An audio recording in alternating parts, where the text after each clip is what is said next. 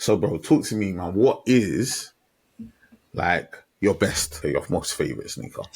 I always come back to the Jordan 1 High Trophy Room, which I must have. Yeah. So it's just for me, obviously the Chicago Cold silhouette. pair. I mean, I've got the off-white ones, of course.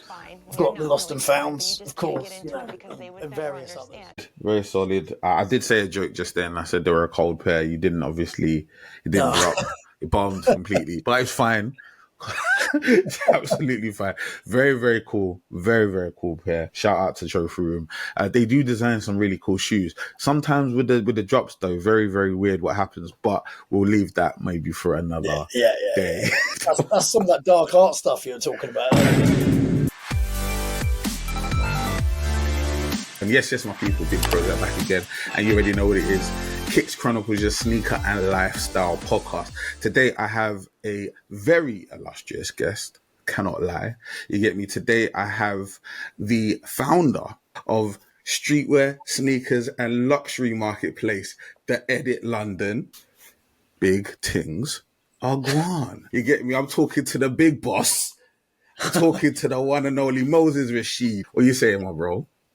Mate, thank you very much for having me. I'm glad you reached out. Looking forward to getting stuck in. Good stuff, man. Pleasure's all mine, my bro. It's very, very cool to see sort of what's happened in terms of the edit over the last 4 years, what you've been able to achieve. But also, it's always interested to sort of speak to the people behind the brand, behind the business, to find out sort of what that real love with, because we're all about kicks, we're all about street, we're all about all of those things, but we're all about the people as well. We want to understand the connection. So, bro, take us right back to the beginning, bro. Take us right back. What was that first shoe? What was that shoe that sort of you fell in love with, the one that got you into the game? I think the one that really got me into it, I think it was the 2002 Jordan 1 High Bread, so the original. And I think prior to that, like, what's really interesting is, like, I was always this kid, probably when I was like 7 or 8 years old, trying to figure out how I could buy the coolest things that were coming out at the time. So I'm a bit older. I don't know how old you are, but if you remember things like Kappa jackets and stuff like that coming through, of course, or like, absolutely, it was a cool Moses, thing. By the way, I don't know whether you could tell. I don't paint these on. This is natural, bro. Oh, I wasn't sure if it was for the show. But I thought maybe it was the light. But so I think it was the Jordan 1 High 2002 Bread. Like, what that for me was the one that really kicked things off. But I was always very interested in what was coming out at the time. How could I wear the latest stuff? And I think as I got a little bit older, certainly as I started moving my way through school and then progressed into university, that obviously that passion became bigger and bigger and bigger. And certainly with brands like, my goodness, do you remember like Evisu, for example, which I think is having a bit of a resurgence now, but absolutely love that that's happening. Yeah, man. I remember going to university and, spending part of my student loan on buying like, Evisu jeans for 200 quid or whatever they were at the time. And that was a lot of money back then, so. It's a lot of money now, G. Yeah. That's it. But, what was interesting is, I would it's quite fascinating because obviously at Fashion Week, you saw Pharrell and so forth wearing Superstars, and the Superstar 92 silhouette is starting to come back. And actually, I know we were talking about it earlier, like what were the sneakers when I was growing up? And actually, again, it was Superstars, it was Stan Smiths, it was, it was all that. Reebok Classics actually were a thing back in the day, right? It's not, they weren't a thing, they were the thing. Reebok Classics ran my area. I grew up in Bermondsey. A lot of people that are going to listen and watch the podcast know I'm a Bermondsey boy at heart. And for a large part of my early life, I only knew Reebok Classics. They were the number one shoe in my area. Just step out the way Nike, step out the way Adidas, Reebok ran the world. You get me? Or at least South East London. Yeah. I mean, I grew up in Exeter, the dizzy heights of Exeter, down in the southwest of Devon, and even we were into it back then. But like when when you're into the the culture, or even you're into just like shoes, sneakers and everything around the fashion space. And actually I'd say like I'm very addicted to fashion broadly. I mean, I remember going to our local store. Do you remember Caterpillar boots? Because, you know, obviously Timberlands are coming back now, right? Cats. So Cat boots, Cats. my God. KATs. Yeah. So I remember going into the local store and they had one pair, which was probably, I honestly reckon they must have been maybe a size and a half too big. But I was adamant that I needed to be the only kid that had these boots, and he used to put socks at the end of them. I mean, they looked bloody ridiculous, right? But it was like, that's the kind of commitment that I had to the game back in those days. Love that. And obviously you talk about Exeter, obviously growing up in Exeter. What were the shoes that were on people's feet? Like when you think about your heyday, like what were the shoes that were like, okay, in Exeter, like ran the streets in Exeter? Apart from obviously the ones you've mentioned already. Yeah, well, do you know what? Exeter's a very, like, if you go 20 minutes in either direction in a car, you're going to a beach, right? And so if you think about actually what a lot of people back then were wearing, there's a lot of like surfer brands, right? So you used to have DC shoes, for example, lots of, you know, Vans, like big chunky skater shoes. You know, a lot of the stuff you might see in a store like Route 1, for example, right? And whereas I was probably one of the very few that was like really into, again, it might be Adidas poppers when they first came out, or like, again, it would be, you know, wearing brands like Lacoste or Kappa and things like that, or Stone Island. My God, I bought Stone Island when I was a kid. You know, it was that kind of thing. And then straight away I was into Jordans. And I think I was probably the only kid that went to my school who had a pair of Jordans. And I went to Exeter, split by a river. And you've got a whole bunch of schools on one side, then you've got one big state school on the other, which I went to. Not particularly, you know, it's pretty surprised I didn't get my sneakers nicked, to be honest with you. But it was, you know, you kind of got away with it, you know, just about. Good stuff. Yeah, man. Good stuff. And you talk about obviously having Jordans pretty early in the game, but did you ever have to dabble in the dark arts? Tell me what you mean. As in, it's a good question. I can elaborate. Have you ever heard of the term an unholy grail? Oh, like a fake, you mean? Could be a fake, more likely what I also refer to as maybe a Sports Direct classic, like an Everlast or a Dunlop, a Slazenger, any of the tire manufacturers, any of the shoes that they made, you get me? Gola tracks, plimsolls. Did you ever have to dabble in those kind of games? Play them dangerous games? Dude, I think when we were a kid, if I'm thinking about the trends, Dunlops had a real moment. They had a moment, though. It was like a tennis with like green on it. And then they started knocking them out. They had a moment. They did have a moment. I remember it. They had a moment. And then I remember, again, I was in Exeter, so this would have been before I turned 18. And you could go to, can't believe I'm saying this, but basically you would go to the store where you'd buy like your school uniform or whatever it was, and they used to sell these plimsolls. And the plimsolls were like 10 quid or something ridiculous like that. I'm not even sure they were that expensive. And you just used to knock them out. You'd wear them for a couple of weeks and just go and grab another pair. Like if you had enough pocket money, it's kind of, you know, awesome. So they're always fresh. But we're talking like little slip-ons with like little bits of elastic on the top. You know? That little, that's the original. Those are the plimsoll ones. Yeah, that's it. Yeah, well, that's how old I am. Yeah, I mean, I'm a 40-year-old man. You know what I mean? But I respect it. You know, but back in the day, that's kind of what we did before it obviously evolved and became what it is today. You know, I can see behind you, you've got a few nice pairs there. You know, so likewise. And you know what? That's the reason why I asked the question, because ultimately, I mean, I don't know what it was like for you, Moses, but like growing up in my house, the priority list was God, education, and food. You get me? And sometimes we could switch education and food, but God was always number one. Shoes did not make it on the list, right? Yeah. So I had to get what I had to get, and I had to manage what I had to manage. And it's just nice to know sort of that when you get to a certain age and you're growing up looking at these brands aspirationally, but once we start being able to get into it, you're now in a position where you actually have a business, a fully fledged business that's serving the community, with these shoes, garments, and what have you. And I do a podcast and I talk about these things, and we're able to collect the things that we love. So it's a great thing to come sort of full circle on that. So I do enjoy asking that question, because it gets memory banks going. Yeah, it kind of takes me back to no, but I mean that's it, man. And it kind of evolves, right? Because it's actually quite interesting. I was talking about this yesterday. Do you remember? And again, we're kind of going off sneakers, but still in trends like Kickers, right? And again, Absolutely. like we read Kickers at school, and then they did a collaboration with Palace a number of years ago, and I actually ended up buying those. I was like, they're really cool.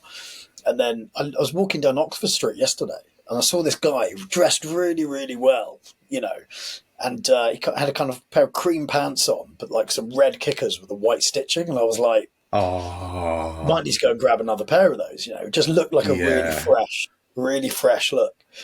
And that's what I kind of think now. It's like, what's really interesting, particularly with streetwear. And, you know, I think about that term, hype beast. I mean, I launched it back in 2020, and you know, I think the consequent years after that was probably the peak of that term, hype beast. But I think that's changed. You know, this idea that people are wearing, you know, luxury brands with quiet luxury, or people are, you know, pairing high street brands who are doing some quite interesting stuff, but then piecing it with vintage or whatever it might be.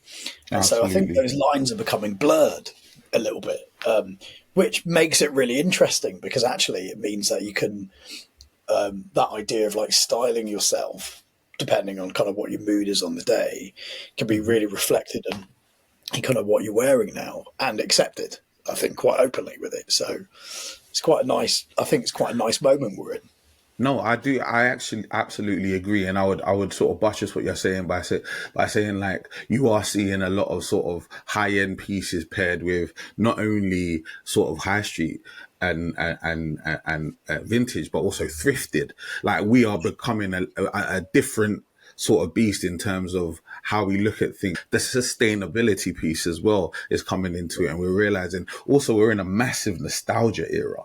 In a massive nostalgia era where what was old is now new, and it's all coming back around. So I'm enjoying it because we're of a similar age. I'm not going to divulge my complete age, and I've got a birthday around the corner, so I'm not sure whether I'm ever going to tell anyone my age, quite frankly. But yeah, no, definitely, I do respect it. And things like Kickers, Cats. I was talking to somebody about Cats yesterday, funnily enough, because Cats is another one of those brands that is kind of forgotten. Obviously, it's a tradesman's brand. It's an actual fully fledged working builder's brand sort of thing. They actually like steel toe caps and all of that. But I remember in school there was a guy. He had almost, I don't know if they were brogues, but I think they were either brogues or derbies, but they were Cats, man. And that bubble they had like a bulge right on the front. And I just remember he was the only one. And I know anytime he kicked that ball, I'm out the way.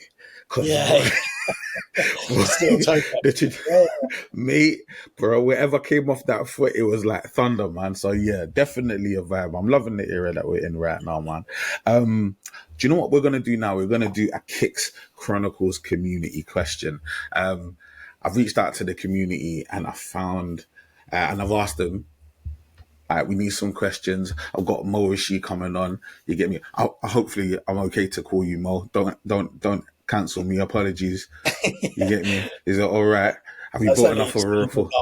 It's only my mum and dad that call me that when I've been a bit naughty, but yeah, go on. You know what? No problem. Understand, right? But you know the question comes from at Jarbong. So shout out to @jarbong, right? I think I butchered his name, so at jar.bong on Instagram. He said, if there was no Jordan, no Nike, and no Adidas, what brand would you say would be the next up? And considering like what you do, you've got your finger on the pulse, I think this is a great question for you. This is a great question. I mean, okay, so there's no Nike, there's no Jordan, there's no Adidas. I'd probably say New Balance That's a fair shout. might be the one. And I say that because there's a lot of stuff there that, you know, if you think about mass market and you think of like that dad shoe, I mean, let me see what I've got here. You know, you say like a Joey Fresh Goods, it's still got the label on it, but, you know, it's just like quite a slick, easy, you know, you chuck on some trousers with that. But actually, let's see if I've got another pair here. This is T500s with Aimé Leon Dore, right? And again, just like a very simple bit of a skater shoe. I can manage someone like Jack Harlow wearing that, looking pretty fresh, right? You know, and actually, I think he's got a collaboration coming out, a New Balance soon as well. That actually has that kind of nostalgic flavour. So, if it was me, if I was giving a slightly, you know, what am I seeing on the streets? Actually, you're seeing a lot of the slightly more luxury, higher end brands. I'd almost say, you know, like the LV skate has become probably what the new, that's pretty big right now. Dunk. So, you know, you're seeing a bit of that. But for me, if it was my personal opinion, I'd go grab probably New Balance would be the brand that I'm buying into. Do you know what? That's a great shot. I'm gonna chip in and give my opinion on that as well. I'm gonna say, do you know what? I completely agree in terms of New Balance. I think they've got the design and silhouette catalog, and I think they've got their finger on the pulse. They've had some very strategic wins in terms of their partnerships and collaborations. You mentioned Joe Fresh Goods, but Salehi Bembury also, Amine, Jack Harlow, like. Obviously, Mr. Baklava as well, Action Bronson. So they've had some really, really smart wins in terms of their collaboration. So definitely, New Balance are killing the game. Another brand I would throw out there, definitely an outsider, but one that is definitely making a small noise and it's slowly becoming louder and louder is Saucony. I've got to put some love on Saucony's name, man. Put some respect on Saucony's name. What they've been able to do with J-Tips currently, and I know they've got some other things cooking as well. West Side Gun, Griselda. When I saw that come out, I was like, now we're cooking. West Side Gun, you get me, Griselda, all the credibility in terms of the streets. J-Tips, once again, a super credible designer with a great history, producing amazing product. Like, Saucony are definitely making a little bit of noise. I do give the edge to New Balance, but Saucony are doing a little bit as well. Cool. What do you think about Saucony as a brand? I think they're cool, man. I mean, any brand that can, I think, outlast the trends and still kind of resurge time and time again. You know, I think they've almost got their own subculture in the sneaker culture, which I think is really, really interesting. Definitely. So again, very, very cool. You know, and again, when you see people wearing them on the streets, you know, you can always give a little tip of the hat that person probably knows what they're talking about. Yeah, without a doubt. Definitely having a moment as well. Okay, what we're going to do is we're going to get into your collection a little bit. We're going to do that in a segment I call the EST of KIC. And when I say the EST, I mean EST.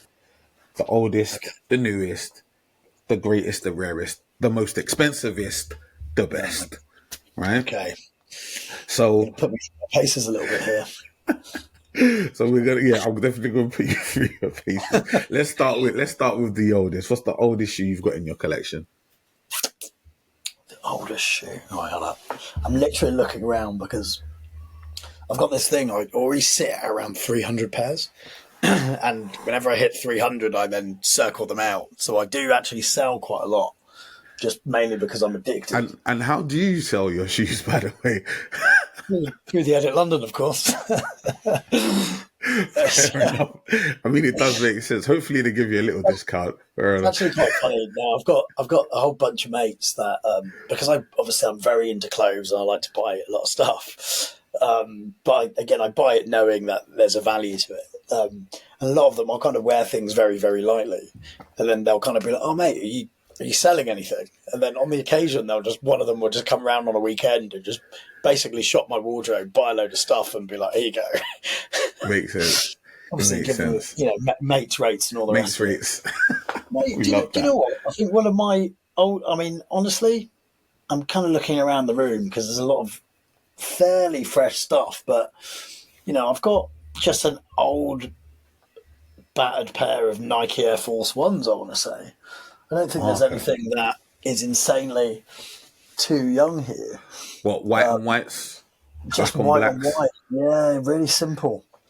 Just looking around, and then I've got a battered pair of Converse that I just, which is just a beater shoe, which to be honest I never wear. I have no reason as to why I hold on to it. But do you know a Converse needs to be just around. It's a comfort blanket.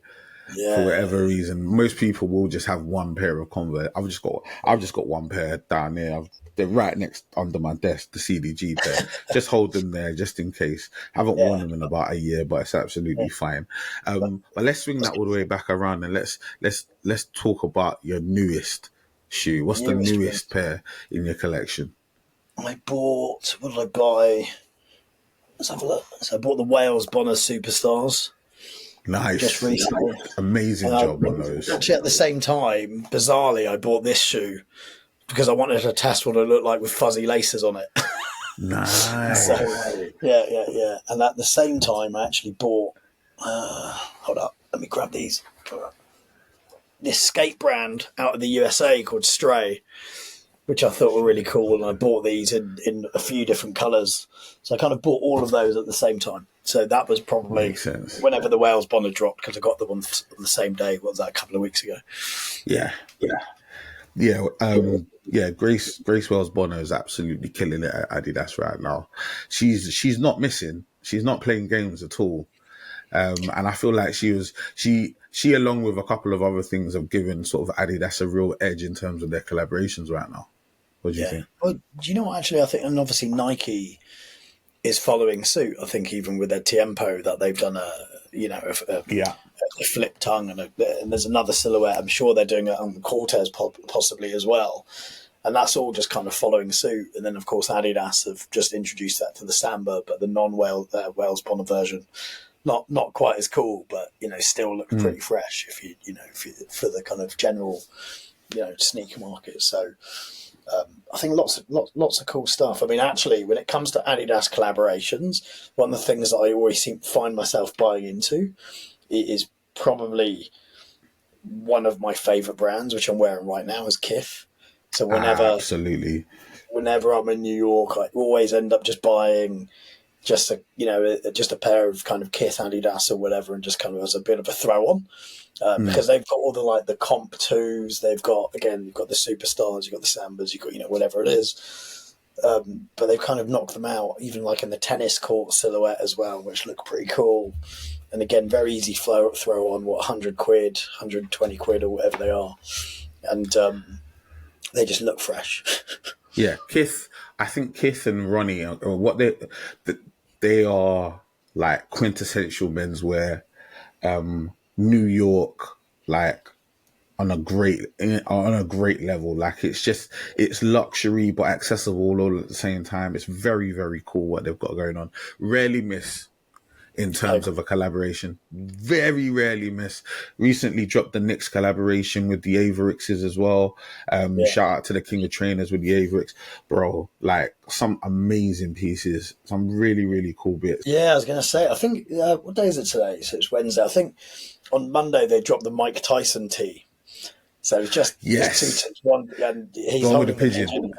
And it's obviously Mike Tyson's fighting on Friday against Jake Paul, and and all the rest of it is just perfectly timed. Yeah. And I actually stupidly forgot to buy it on the drop, and then I popped into Selfridges today just to have a little look on the off chance they might have one, but of course they didn't. So that's crazy. Yeah. No, definitely fingers on the pulse, and just a very, very clean brand. And you know what? I know we're doing the EST, but you know what? I feel like we've done a lot of brand talk. I feel like right now is a good time for us to have a little bit of a battle, because you're looking a little bit too comfortable, if I'm being honest, Moses. Right? I feel like we need to shake it up just a little bit. Right? We need to shake it up. And you know what? We talked a lot about brands, so we need to drop our top 3 brands. Your top 3 versus my top 3. How does that sound? Yeah, I'm down. Yeah? So, you ready? Do you want to go first, or do you want me to go first? No, you're my illustrious guest, Moses. I've got to let you go first. But we're gonna go back to back. The only rule, is if I say one that's on your list, you can't say it. You've got to pivot, right? Hi there. So nice to see you. Sorry to interrupt the pod. I'll be literally 30 seconds. I just wanted to say thank you for being here. And also, if you enjoy the pod, make sure to like, comment, subscribe. It really does help. Also, if you're listening on an audio platform, feel free to give us a review, whether it be positive or negative. Just leave a review. We really, really appreciate it. Also, feel free to listen to our old episodes. And if you ever want to get in contact, if you want to let me know what you're thinking, feeling, or whatever, holler at me. My name is PROZECH. PROZECH on all social media. Twitter, Instagram, and TikTok. I'm enjoying TikTok at the moment. So feel free to holler at me. I will always holler back. And with all that being said, I'll let you get back to the pod. Toodles. So, Moses, what is your first brand? Or is it the third brand? Is it the first one? Ascending, descending, all that? What we doing? Do you know what? For me, my number one is Kith. I used to go to New York a hell of a lot. And before you could, of course, purchase it from the EU store, I used to go there, spend all my cash in Kith and trundle around to, Supreme Lafayette Street, which of course is just down the road. And honestly, I was in New York maybe 2 or 3 weeks ago, and it's the only place that I was bothered about going to. Even now, I still hold that kind of almost childish appetite to just want to go in there and see what they've got, man. And actually, for me, it's the Kith brand rather than the multi-brand stuff as well, which really gets me going. So, obviously, the collaborations they're rolling out time and time again. You touched on it earlier, that the New York Knicks collaboration. I actually have from the first collab that they've got, which I think Carmelo Anthony was filmed wearing, and it just pops. It just pops hard. Everything they do is so clean. It's really I got a massive amount of respect for Ronnie and the brand. So yeah, fantastic brand, huge. My number one is a brand that's very, very close to my heart. I'm gonna say Pata. Okay. So yeah, Edson and G, what those guys have done, first of all, obviously being from Africa, obviously by way of Holland and the Netherlands, just how they've been able to incorporate heritage and sort of streetwear and bring it all together, plus the catalogue in terms of their collaborations is unbelievable, and their clothes as well. It really does touch a sensitive nerve, a nostalgic nerve. It's important. It's important. I feel like that brand for me is a really, really important brand. I feel like they're moving things forward, and I enjoy every time they have a drop. Every time they drop a shoe, I want the shoe. Yeah. Whether I'm able to get it is another story entirely. I have managed to finally pick up a pair of Chlorophylls by the grace of God, because that is my number one Air Max 1 of all time. Yeah. So just an absolutely impeccable brand. So yeah, big fan of Pata. Shout out to the guys. Yeah. Very cool. Very cool. All right. So for me, again, we touched on it. I'm a huge fan of New York, Queens, Brooklyn type fashion. So for me, actually, Aime Leon Dore. And again, I'm picking these brands on the stuff that I wear daily, but also I always think to myself, if there's one brand and only one brand I could wear, what's going to give me that compliment of streetwear, logo, it could be American football style jerseys through to those really cool, you know, varsity jackets, through to those real kind of statement pieces, those big, you know, loud pattern pants and so forth, as well as my kicks. And of course, for me, Aim Leon Dore has to be up there. Yeah. Aim Leon Dore, Teddy Santis, bro, smashed it. Yeah. They're slick as well. They're super slick. Like, and I like following you on Instagram, looking at your aesthetic. I get it, man. I get it on both points. I get it. Right. What I'm gonna do now is I'm gonna get a little bit gully, right? And I use that term intentionally. You get me? Because my next brand is well, they say they rule the world, right? I'm talking about Cool Taste, right? I've got it on my hat, and just so happen to have the Gully Greys right behind. You get me? Cool. You know Very cool. That's how we do it. That's how we do it. Southeast London stand up. Yeah. You get me? So I'm a little, I would probably say, if I'm being real, I'm a little outside of their key demographic. I feel like they're really tapped into Gen Z, and they really have a solid handle on sort of that generation. But what Clint does in terms of his use of heritage, his use of nostalgia and history, and being able to sort of bridge that gap between sort of the older heads like myself and this new generation of streetwear lover and sneaker lover, I absolutely love. Right, the marketing is sick. He's an old school heel. I like wrestling. Right, I used to watch wrestling back in the day. Clint 419 is an old school heel. He makes up a scenario, a story in his head. And he just makes up the fact that someone did something that he didn't like, and now there's beef, right? Yeah. And all of a sudden there's an issue, and we have that thing with Palace, and we're going to look back over the years, and we're going to be like, that was marketing genius, because there was nothing there, and now there's something, right? So I just love it. I was with one of the Palace guys earlier today, and so my question to you is, who copied who? Who do you think was it? Well, to be officially, right? They both copied. The original. Right. I'm saying, like, it is what it is, bro. Like, it doesn't matter who did it first, because none of them did it first. Right. I'm saying the company that did it first, I believe it's probably Nike. I think it was Nike from '94 or wherever. Like, I'm saying, and it's a reference. Like, I think we're in a period now where we've completely fallen in love with sort of bloke core and football culture. So yeah, there's going to be some overlap, and there's going to be a couple of soccer jerseys and football jerseys knocking about. And yeah, there's going to be, and Joga Benito, like, we love the Brazilians, especially from that era, Ronaldinho, Ronaldo, all them man there. So yeah, we've got man, it's a little bit of nothing, but it was funny to see, and I think they smashed it, and hopefully Palace don't take him to court. That's it, yeah. Fingers crossed. Well, of course, that was around the I think the famous Nike advert when all the Brazilian players are doing keepy uppies through the airport, right? This is it. Ronaldinho. Do you know what I picked up yesterday? Actually, it was the Ronaldinho Kids Super collaboration in pink and black. Oh my days! Yeah, the football jersey. Wow. Yeah. I actually noticed they've got a few pieces in Selfridges, but I found it online. They're selling it in a few places. And it's so cool, man. It's so cool. Perfect tip of the hat. No plagiarism. Just looks really cool. I love it. I mean, I don't mind a little bit of plagiarism, but not too much.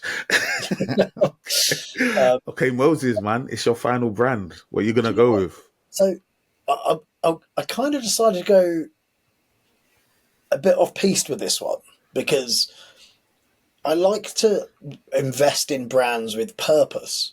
And so there are kind of two brands that I was battling with, and I'm not sure that anybody will know either of them. Maybe not. One is actually coming out of LA called Mad Happy, and super cool. Like, I only came across this brand a few weeks ago when I was in New York. They're based out of LA. They did this New York pop-up, and I was like, what is this store that carries on having people queuing? I never heard of it before. And I went in there, I was like, the quality's good. And obviously premise is around that kind of positive thinking and, you know, and so forth. And, you know, there was this Mad Happy t-shirt where proceeds went to charity. And I thought, I love what the brand stands for.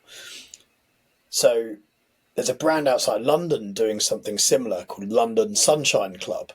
Now, actually, I bought into what these guys are doing so much that actually I decided to put some money into the company myself.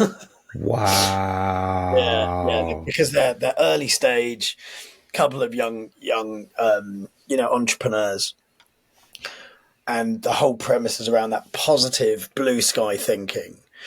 And it's just really cool. And every time I look at the product, puts a smile on my face. I love what they're doing with their photography and how they're driving it. And, you know, they're going to be dropping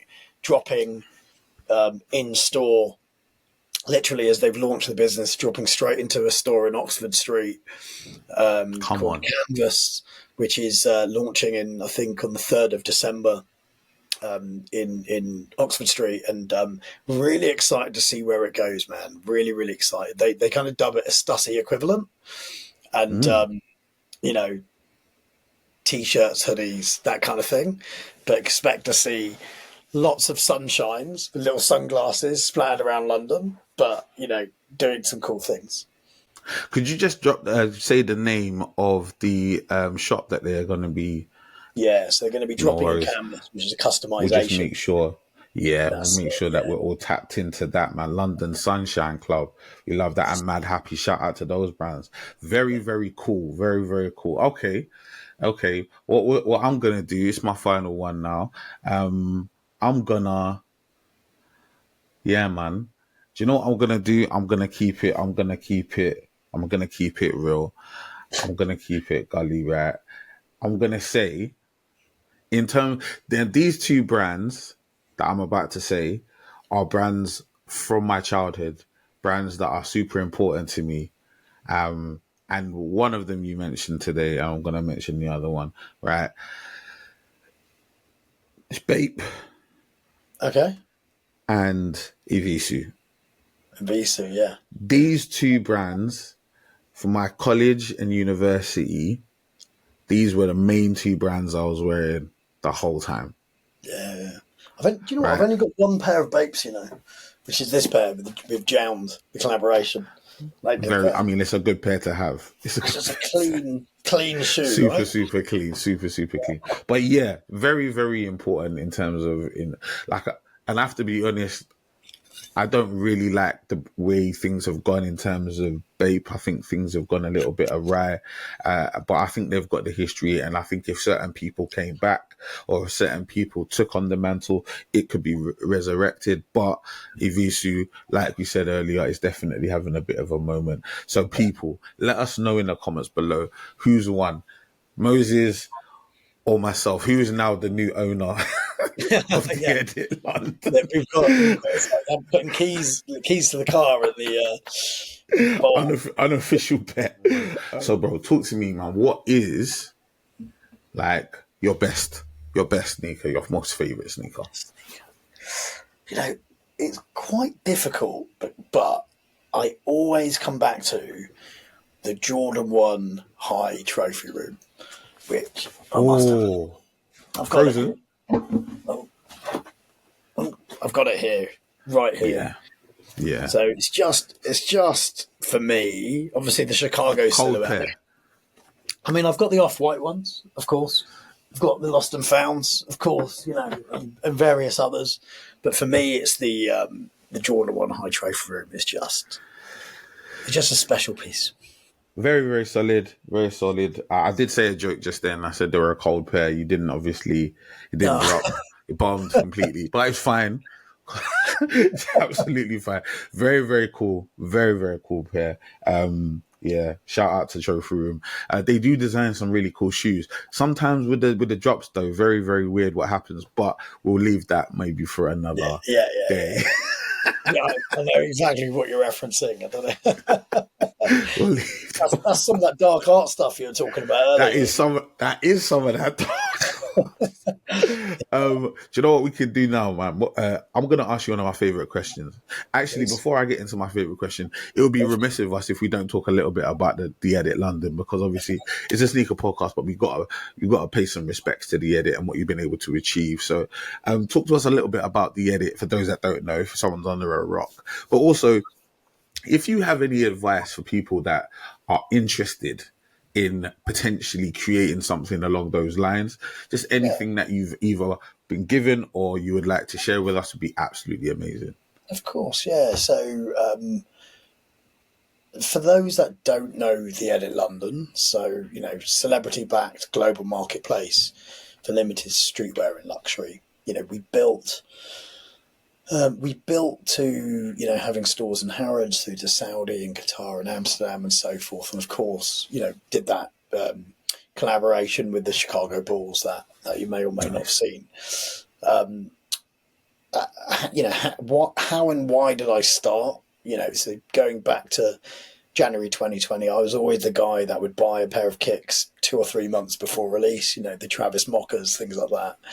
I was always that guy just trying to just get them before everyone else. And I just remember being at this sneaker festival. It was one of the Crep Cities or Sneakerness or one of those. And I just asked this guy. I just said, do you have a plastic bag for me? I was about to drop 600-700 quid on a sneaker, and he said no. And it just blew my mind that firstly this was the norm, and it blew my mind I was paying a premium, not getting any premium service, and so.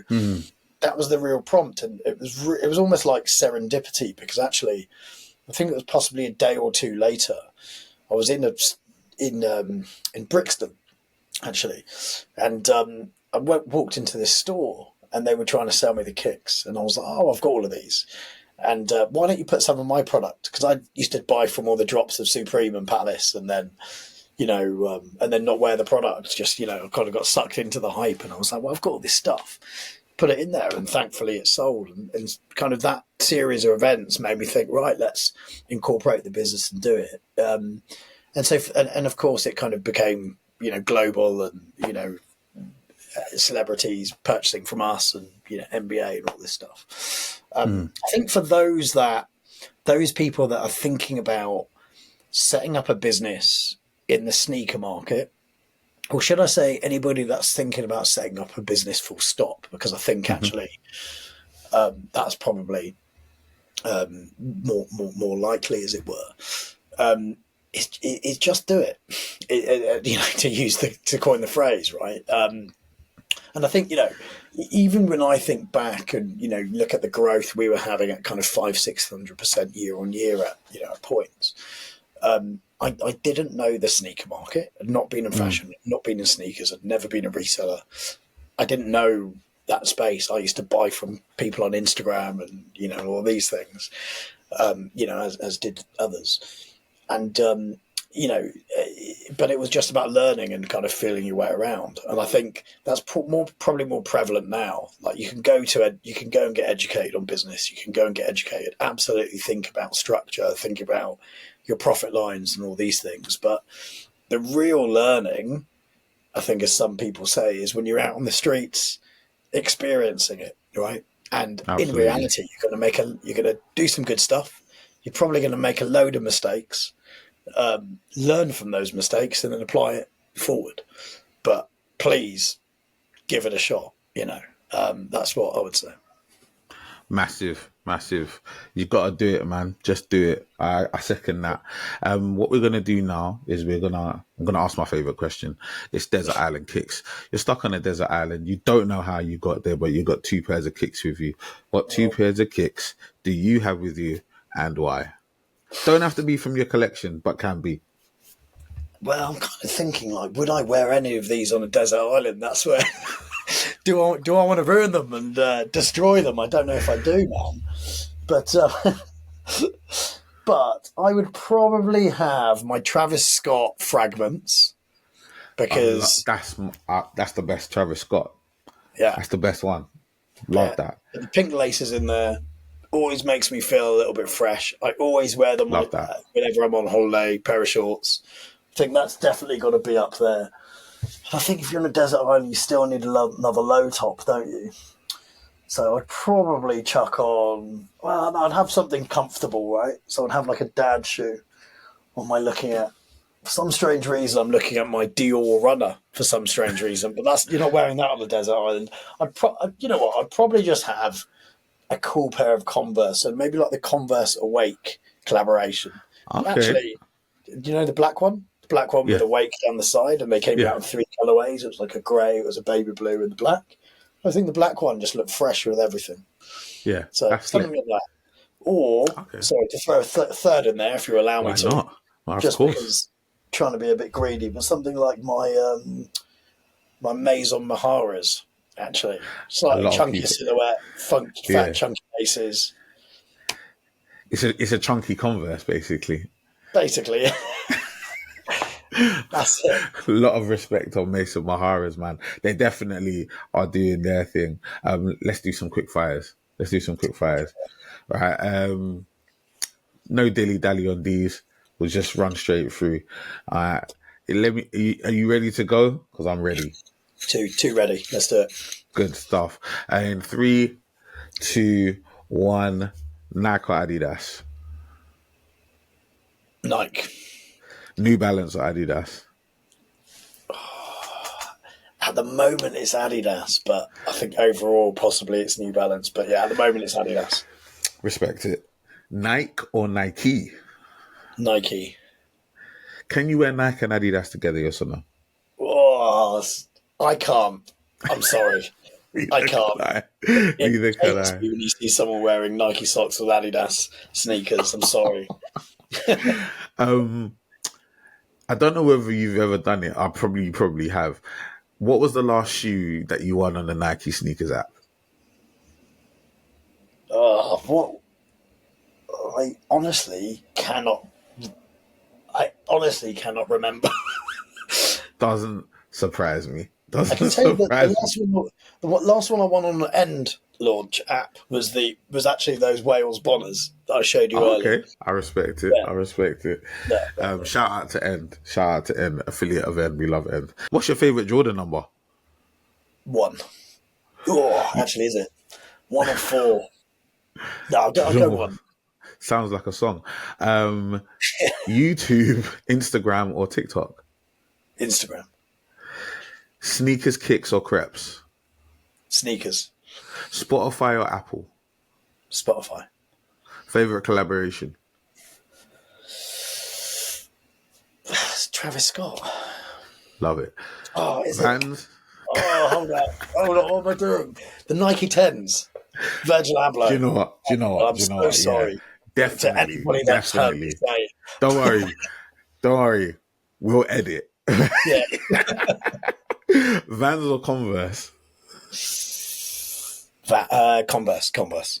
Laces or slip-ons? Laces. Default laces or do pattern with your laces? I normally go default. I respect it. Do you customize your shoes or you straight GRs with general releases, factory settings? I know factory settings. Is that what you call it? Yeah, factory settings. Like a computer. I normally go factory settings, but I've got to say, I'm starting to get into customs. Yeah, there's a couple of good ones out there. Retro or innovation? Oh, this is a difficult one, man. It's a difficult one. I'm going to give you I'm going to say retro, right? But what I will say is the sneaker market needs innovation, right? Absolutely. And I think that's probably where the market over the last, since Virgil's passing, really, where it's just not quite been there. But certainly for the last 18 months, we haven't had that innovation. We've seen those retro silhouettes, but you can tell by my style from like Kith and Amy John Duo, I like that 80s night nostalgia. And I feel like we're going through a moment at the moment. Good stuff. Comfort or style? Style. Clearly. Fashion over function, my friend. Absolutely. Flip-flops or slides? Slides. Socks or barefoot? Where am I? Am I on this beach? Am I? It's a good point. It's a good point. But what's your preference in life? Okay, mate, barefoot. Let's be Yeah, no, that's not bad. with nature. Yeah. No, we love that. Fresh and clean or beaten and battered? Fresh and clean. Yeah, Absolutely. Washing machine or hand wash your kicks? oh, that's a good question. Hand wash.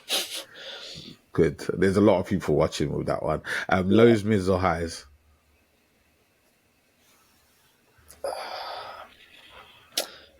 Are we talking Jordans?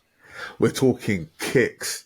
If you only had to pick one, lows, mids or highs for life, what you taking, bro? Probably lows. Only, and I say that only because I'm actually a bit of a skater boy at heart from when I was a kid. Yeah, I respect it, man. Avril Lavigne said it best, man. Triple blacks, last one. Triple blacks or white on whites? White on white. Yeah. Good stuff. Fairly unscathed, really good answers. Couple last questions. What does the term sneakerhead mean to you? It's culture. Probably the easiest way to put it. Culture that transcends the years. So it's where you can get a 40, 50, 60-year-old guy or girl that is just as passionate as something that, as you say, the Gen Z generation are as well. And they can actually, find that common ground. I think there's only a few things you can do that with. And I think sneakers for sure is one of them. So for me, it's culture and, should I say, community. Love that. Culture and community. And with that being said, Moses Rashid from the Edit London, are you a sneakerhead? I am indeed, yeah. You know what I'm going to do? I'm going to go one better, right? Go on. Moses, you are Kicks Chronicles certified sneaker. Oh. How about that? How about that? Mate, I'm a happy man. Thank you very much, sir. Best I can give, bro. Best I can give. Before I let you go, please let the people know how they can get in contact with what you got going on. About 8 million, 9 million people are going to watch this, so you might want to let them know what you got going on. Yeah, of course. So obviously, my personal Insta at Moses Rashid.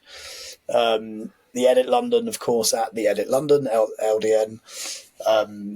Look, there's some really interesting things coming up at the moment. Obviously, things that I'm doing with Edit and things I'm doing outside of Edit, which is quite interesting in the overall fashion space. So for those that will be watching, on Instagram, you'll see a bit of that. For those kind of business professionals, then you'll be able to find me on LinkedIn as well, Moses Rashid. Absolutely. Guys, make sure you're tapped into the Edit. Obviously, if you do sell, I think it's a sneaker marketplace, so you can buy and sell at the Edit as well. So that's obviously a very, very cool thing as well. Very, very cool brand, very, very cool business, and great to finally get the chance to get you on the podcast, my friend. Absolute pleasure. Guys, this has been another episode of Kicks Chronicles with your boy PROZECH. I was here with Moses Rashid from the Edit London. Guys, make sure to like, comment, subscribe, do all of those great things. Also, 5 stars everywhere you get podcasts. We need those 5 stars. It goes with it. Yeah, it goes with it. We need the 5 stars. Listen to podcasts. Give us 5 stars. Even if you're upset, give us 5 stars and let's talk about it. Thank you so much once again. And to everybody, once again, look after yourselves. You get me? And until I see you, man, down the road, so everyone stay blessed.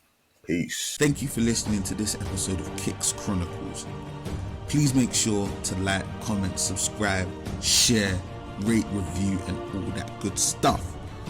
And remember, full video version is available on YouTube, audio versions available on Spotify and Apple Podcasts.